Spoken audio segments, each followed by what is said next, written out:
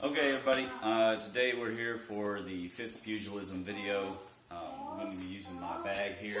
I'm going to talk a little bit about the strikes. So, Orion, why don't you stand over here so you can get a good angle on this. I apologize for any ambient background noise, but you can't ask a baby to not make noise. I have to restrain a little bit of the power just because I'm using these flimsy tiger claw gloves, but you'll get the point anyways. Alright, so most people, when I see they're throwing their strikes, let's take the jab. They're throwing the jab like that. Alright, and that's not bad. You can see what kind of power it's delivering. But what I advocate is that your power actually comes from your back foot. Okay, and then if you really have the ability and you have the muscle, the heavyweight power, Aaron, come stand on that strut over there. He doesn't need to be in the shot, just stand on the add extra weight. So, out of the way, kid. So that your whole body goes into it. See that? And then if you add the cross, by rotating your weight, you see the whole thing moves. Now I gotta be careful, I'll make it shatter that. And as for the hook, again, what I see is people, this is about the level of power that they're applying to the bag. Remember my concept. Punch the core of the bag, you hear the sound, the timpani, it totally changes. And that should be the same case for the long hook. Right? That long hook should deliver power all the way from the waist. Like that. And as for like the shovel hook or an uppercut, I see most people, that's about the power that they deliver, but you want to use the waist and again punch the core of the bag. Boom, to where there's a solid thud. Because if I'm up on this person and I have to hit them, I have to be able to drop down and push up, because that's the only way I'm going to break those floating ribs. Obviously, if you have your own bag, and these aren't that expensive on Amazon, these Everlast bags. I got to get a 150-pound bag, but standard one it comes with, I think it was 200 and some bucks, and it comes with, the bag comes filled up, and you get the stand.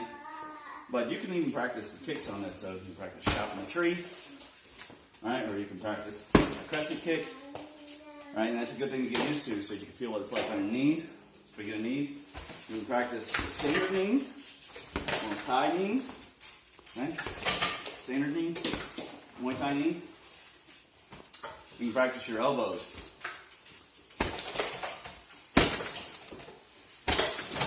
Like that, right? And if you want, you can practice back elbows.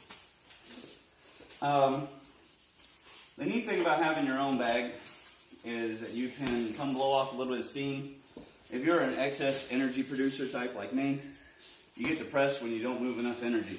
So it's good to just even come down and just practice some of your precision. So you can take little targets like this strap here, or if this was up higher, this logo, and you can practice getting it turned over. Now, if you have a bigger stand or the ability to hang it from the ceiling, I had this Olympic one hung from the ceiling, but it came loose. But if you have that ability, then you're able to do things like when the bag moves, moving and getting out of the way, when you can push the bag and you can slip and come and hook. When you're practicing with all power, then you don't have to worry too much about all the defense. But if you're practicing for skill, then you keep your defenses up. So that you can work on your precision. And also get yourself in the mind that you have during the fight. What else about the striking? Also, obviously, you can practice the different distances. So here you can see the full length of what happens at the end of single distance. And then you can also get the feeling of what happens when you're at short distance, because what if you got to lean into the guy's head if you want to jab or cross in this case. From here, you want to be able to generate power. How are you going to do that when you have less of the range and distance? Because the ideal is going to be from here, which is not quite full single distance and not obviously half distance like this. And so what if you need to throw a jab from this distance? See that? See how much power I can generate? That's all coming from the waist and the feet. because it ultimately comes from the earth. You feel that, don't you, Aaron? Yeah, it's lifting me up. And then for your uppercuts, you know, practice leaning in and uppercutting nice and tight. You can't obviously do a jack jaw on a flat surface like this, right? So you have to practice it down here, and the understanding that you're really practicing it up here. But you can practice the jab, the uppercut jab, right?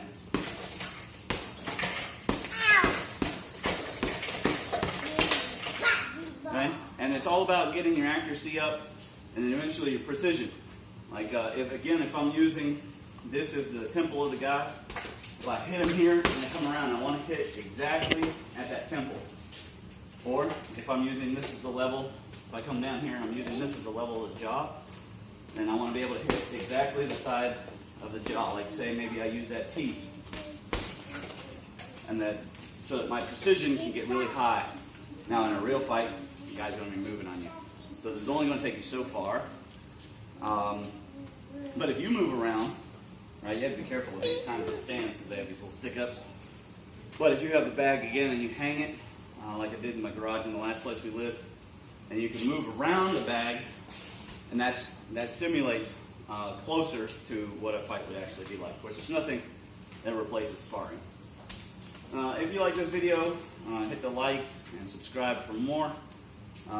The next video we'll be doing Monday will be, again, more about the stances. We'll talk about some of the more unorthodox stances.